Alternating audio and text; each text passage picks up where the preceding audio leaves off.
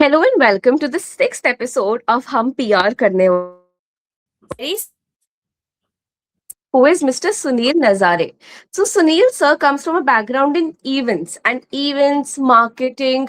We are just incognito therapists filled with a lot of steroids on energies and a lot of passion for communication, a lot of passion for just getting things done, and a lot of passion for seeing events pan out.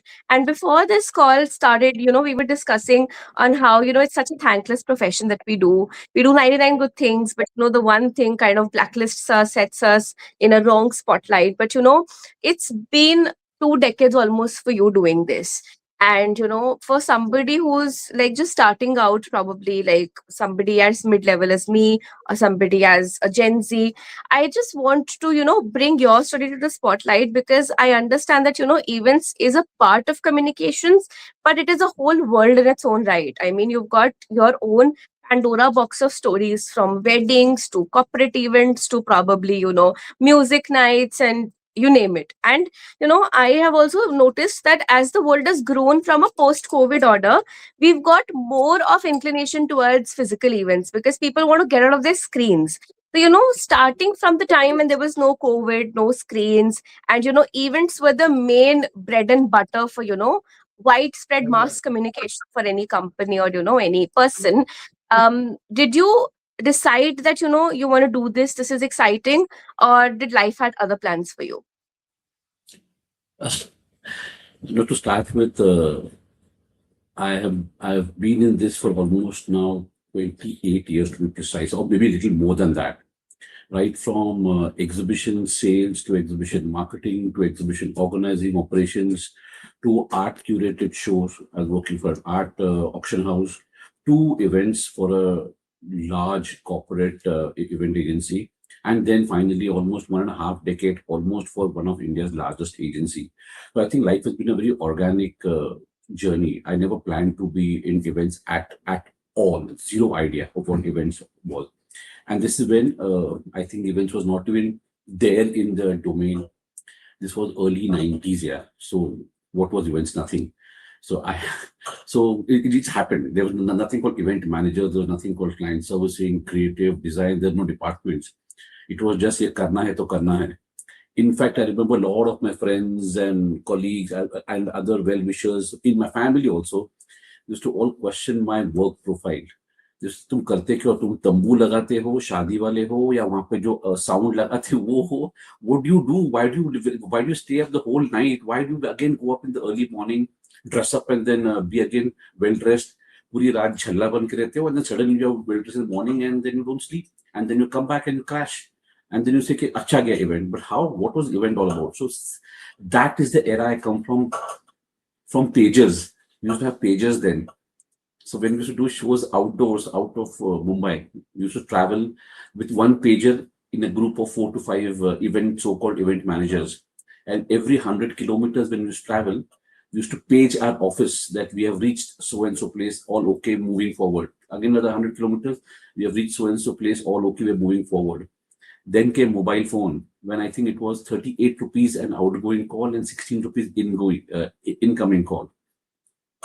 We used to have one mobile among a set of 4 or 5 people traveling, and then we should just call for ensuring it, seeing the clock time, and then call under 1 minute so that we don't all okay. This is a fine. Okay, move on. Till date today, where everything is gone digitally. So for us also, it's been a great learning curve from pager to computers to now AI. Life's been good. But so it's all about passion. Honestly, survival in this industry is, of course, education is extremely important. Now we have great institutes that teach you event management courses. But I think people who last long are the guys with great passion for the skill, for the art. It is not about the money. Money comes in all fields, everywhere, every time, and in whichever way and whichever form. But unless you have the passion for this work and the skill, I don't think you'll survive. I think it's almost just like acting. Thousands Yes. of people come to Mumbai to become actors. Not everybody becomes successful, but I'm sure 70-80% people either drop out and go back and do something else. But those 20 guys who stay back, struggle, they somehow see light in the tunnel at the end of the day. So it's all about he who lasts longest will survive and excel. And I think I'm fairly fortunate to be in that league of old timers where life is happy. And then obviously sometimes you choose who you want to be, at what level you want Yeah. to be. So it's all about mind, body, health, whatever you call it. So sometimes people start early, learn a bit of things, get into entrepreneurship, rise up or fall down. It all depends. And some Hmm. people like me, I chose to go easy, go slow, no hurry, no problems. Money was never the criteria as such in life. So why struggle for money Hmm. when you don't need the money? Then it's all about passion. So that's how my journey honestly has been in this industry. No, it's a very interesting journey, sir. And, we were also discussing a bit about mental health, and, how I was telling you that I feel that I have very hyperactive, hyper focus, and, I am a pretty hyperactive, impulsive person. And, that classifies as ADD, which Alia Bhatt has, come in and said, ki I have. And I think it's very important for, people to acknowledge. Most of us are unaware of the kind of disorders we have, and, we think that it's a very bad thing for us to have one, but it's completely normal. I mean, autism as a condition is increasing. Neurodivergence is there in every person, and I think our hyper focus and the distractions that we had probably as a child, we were too energetic or we were too distracted in class, too talkative, and now that is converted into the kind of profession that we're doing day in and day out. We're earning out of our something that used to be a trouble nature for our parents and our teachers. Yes. So I want to, understand your starting days into, the event spaces. Of course, you come from a generation of pagers. But then, is there, one pivotal point where you thought that, okay, this is the field which I want to stay in? Probably one event, one appreciation, one anecdote, or one negative story also, because, these are the experiences that mold us into who we are. I truly believe in the fact that fortune favors the bold. That's what I Yeah. always believe. But I was not bold enough a few years back. But I think like-minded colleagues, ex-colleagues, and partners who helped me and who pushed me off the cliff to take this call. We realized that this could really be a global business when we decided to honestly take a leap and make it our own. And like I said earlier, after almost 20-25 years, I think it was time for me personally to collaborate with very like-minded friends and colleagues and people to jam up together, huddle together, and start something on our own and take control of the reins in our own hand and make it our own. So Hmm. honestly, that was the turning point, the pivot. And after working for so many years, it just felt that since we're doing it for somebody else, why not try doing it for ourselves? Also they say, they're saying, okay, I wouldn't want to die thinking I should have tried that. Yeah, at least Yeah. once. At the most, I would have failed. No problem, right? That regret should not be, okay, we didn't try. Yeah, guys, we should have tried that. Hmm. So, and that goes in our even everyday event brief that we receive. Let's try this something new. At the most, what the client will say, you goofed up the event, flopped the event, bombed, lights didn't work, or something didn't happen. It eventually will end with what? Client not paying. But there will Hmm. not be a regret that we didn't try. We should have tried that. It may have worked and we may have hit the bullseye. No problem. We failed, client didn't pay us, no issue. It's all about money loss, right? At least we have learned from that mistake when we tried. And next time when we do it, we will ensure that we don't repeat the same mistake. So that I truly believe in fortune favors the bold. So that was a Yes. decision that made me No, think, I let's do it on our own. completely concur, sir. I completely concur on this And statement because, of course, we know this world is divided into introverts and extroverts if you've got to be very black and white. And I do know many introverts who are, in the public relations and communications industry, events also. Like, I know an introvert very personally who really loved doing events. And, it was only when, after 8 years of being in the PR industry, when they became a comms for this company, the SEBI registered company, they had a very good event in the Imperial Hotel in Delhi. And it was night time, and I was, with them, and we both were seeing how the arrangements were being made from the TV screens to, the consoles to probably the chair arrangement. And, I just attended a wedding at Taj Suraj Kund on Sunday. And, it happened to be the wedding of my best friend's brother, who is also an IS officer. So he's from the JNK cadre, and Omar Abdullah and the LG Manoj Sinha, they were both there in the event. okay, So it is a huge thing to, manage such an event of grand scale, because he himself is an IS officer, his wife is an IRS officer, and then you've got politicians coming in, so there's police management. And I'm sure that you've also Correct. handled such events, that, maybe weddings, or maybe, a music concert with a huge celebrity, or probably because you're in Mumbai, so Mumbai is the hub for all such events, and, even corporate events for that matter. We've got quarter results coming in every, 3 to 4 months, and you've got to have the bottle placement, the flower placement, the notebook placement. It's just headache. But here is where my question is, because now you, in your journey, come from being, an executive to being a manager, and, probably a head. So, um, you know how things have to be done, but I know that you have the ethics to, probably go and kind of set a flower pot straight if you need to, but then you need to get work done.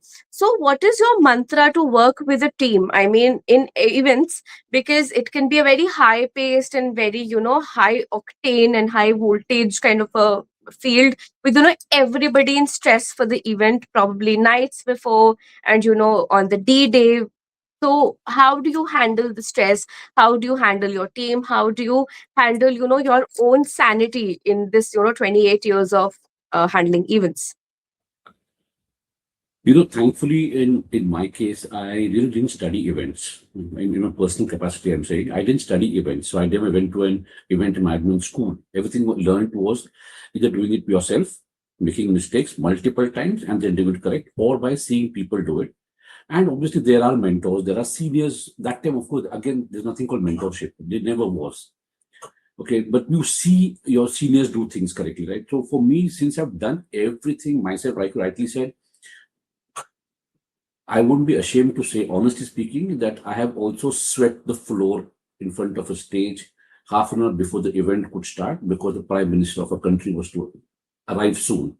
And the housekeeping didn't come at that point in time. They didn't come into the venue because the security wouldn't allow them for whatever security reasons.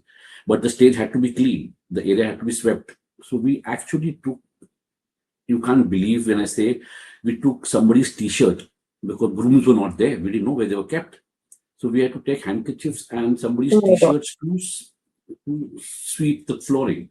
So I've done all of that as well. So doing it is no shame. And I truly believe in dignity in work. Any work at that point in time is important. And I was not even an entrepreneur. So I was not even doing it for Hmm, myself. I was doing it for my company. hmm, But there was hmm. no shame because it had to be done. Somebody had to do it, right? Of So course. because one has been into all of that yourself, it's very easy to see what others don't see. Everybody sees the bigger picture when they walk into the hall, Yes. but what you get to see because of your experience is the smaller things which are not seen by people, but are Yes. seen probably sometimes by the camera, or sometimes Mm-hmm. by that one critique in the corporate client circle who will just point out that. Or if it's a wedding, one fufaji who will point out that one Oh, of particular course. flaw. How So, can we forget so the Fufajis and the Chachajis? That's so true. So, because you have done it yourself, it's easy. And thankfully, I think the blessing for us in this industry is we work across spectrum of people, age group, demographics, languages, all sorts. So I can relate extremely well with a 19, 20-year-old intern to a age-old antique furniture like myself, and, Oh, and we please, can sir. gel You're well. not So furniture for all I know. so being friends is what helps. Being I think we have to be very informal in our thing. We have to be very strict. At the same time, we have to be little informal because work has to get done. And by yelling, by shouting, by being rude or curt, will not make it any easy. It will Of worsen it course. further. So साथ में मिल के करना है यार. And the fact remains that if it has to be done, it has to be done, and somebody has to do it. So if you don't do it, I will do it. If I don't do it, somebody else will do it. But it has to happen. So it's easy. Honestly speaking, it's not too complicated to get things done. It's all about teamwork, and that is the best thing that works well on an event, on any No, of particular. course, sir. Because, when you talked about the Prime Minister, I mean, our own Prime Minister currently, Narendra Modi, he's talked about, being a karta and brooming the floors, before any Yes, conference. So I have seen Jan all Sevak. the leaders who've, risen up from, the ashes, as we say it. have been proper comms people. They've been spokespersons and they've seen communications being handled, and they know how to talk to the media, they know how to talk to stakeholders. There's a conversation for the camera, there's a conversation off camera. Is there Okay. an anecdote that you want to share? Like, of course, the t-shirt anecdote is very interesting, but probably with a celebrity, for all the people who are Bollywood fans, or probably with a it can be a good or bad experience with any singer or Bollywood celebrity or dancer of sorts, or maybe an international personality also. You don't need to take names, but we just want to know how tough it is for you sometimes to be able to handle the big names. Obviously, I'm not going to take any names, but again, very lucky that I have worked with one of the best and the largest event management company of our country. We have dealt with the senior most bureaucrat or the statesman of our country, Sri Narendra Modi, Honorable Prime Minister, to you name the Bollywood actor that is there in the industry, not just Bollywood, I think across the country, whichever largest, biggest celebrity. It's not difficult. The problem is, you may not know, you may try to want to edit this part, but it's a case of chai se ketli garam. All these guys are very humble, whether it's a senior most politician or a senior most actor or actresses. They're very simple, they're very humble, they're very grounded, they're very sorted. It is just that the entourage around them make it very difficult for you. And that is very annoying. So I think in Hmm. circumstances like this, you have to be extremely, extremely cool, composed, at the same time, a little strict. Try to put your foot down where you think it needs to be, and give leeway where you think you have to, because end of the day, it should not get compromised with the output on the stage or output of the entire event.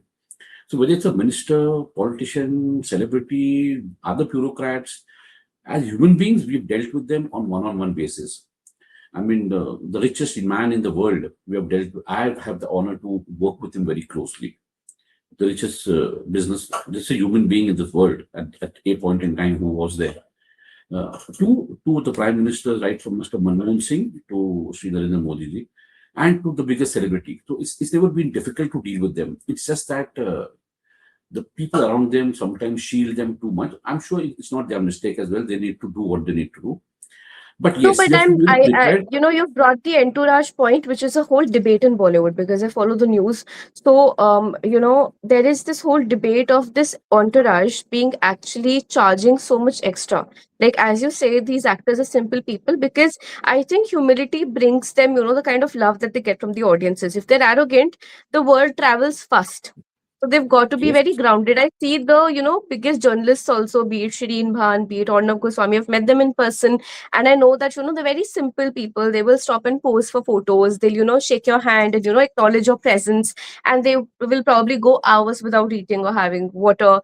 But, the people around them probably want to impress them, or they just want to save their jobs, or get brownie points for being very, very loyal to them in their own language. But moving away from the events business of sorts, I want to understand your understanding of how AI is impacting operations, how technology after 2020 has either boomed, or kind of what change has happened. I mean, I would understand that COVID would have been a challenging year for you with all the lockdowns in place.